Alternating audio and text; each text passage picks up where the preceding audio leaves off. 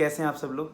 I hope आप लोग अच्छे होंगे। और ये बहुत छोटा सा डाउट बच्चों के माइंड में आता है, सर प्री बोर्ड जो हमारे चल रहे हैं तो बोर्ड एग्जाम में कितना उनका असर होता है। दूसरा, प्री बोर्ड्स का पेपर का जो लेवल होता है वो हमारे बोर्ड एग्जाम के लेवल के बराबर होता है, कम होता है, कैसा होता है। तो इस वीडियो को पूरा देखें, मैं आपको सारी चीज़ क्लियर करता हूँ। हम 2 पॉइंट को उठा रहे हैं। पहला पॉइंट ये कि प्री बोर्ड का असर क्या होता है हमारे बोर्ड एग्जाम के रिजल्ट पे, और दूसरा प्री बोर्ड का जो पेपर का पैटर्न है और पेपर का जो आता है उसका लेवल जो है वो कितना मीट करता है। तो पहला क्वेश्चन है कि प्री बोर्ड का जो पेपर होता है, ठीक है, उससे क्या इफेक्ट पड़ता है हमारे मार्क्स पे। देखो आपको ही पता है हमारा इन जनरल कोई 100 मार्क्स का पेपर है तो 20 मार्क्स इंटरनल होते हैं, 80 मार्क्स एक्सटर्नल होते हैं। यानी जो 20 मार्क्स हैं उसमें आप कह सकते हो नोटबुक के मार्क्स हैं, आपने जो इंटरनल टेस्ट दिए हैं स्कूल के उसमें से एवरेज निकाल के एक नंबर आता है।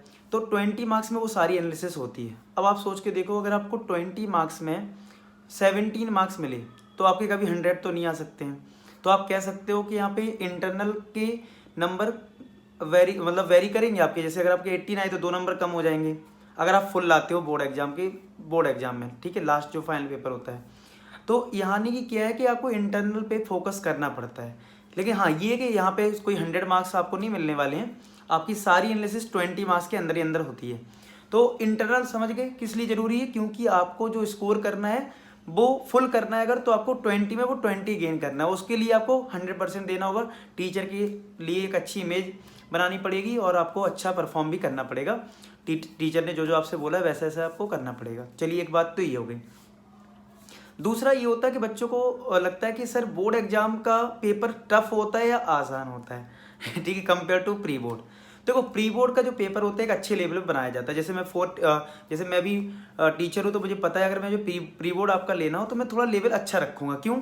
इतना जरूर रखूँगा कि बोर्ड एग्जाम का जो हाईएस्ट लेवल होगा वो उसको मीट करे। क्योंकि ऐसा ना हो कि ऐसे हमने क्वेश्चंस दे दिए सिंपल सिंपल और बोर्ड एग्जाम का पेपर हार्ड आ गया तो बच्चे बोलेंगे सर हमें तो इस टाइप के क्वेश्चन कभी देखे ही नहीं।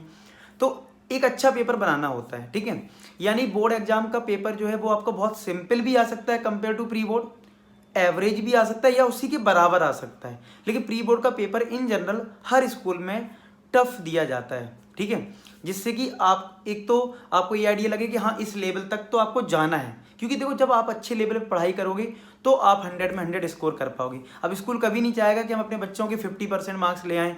तो 50% क्या होगा, सिंपल पेपर बना दो तो बच्चे स्कूल में तो अच्छा कर लेंगे लेकिन बोर्ड में नहीं कर पाएंगे।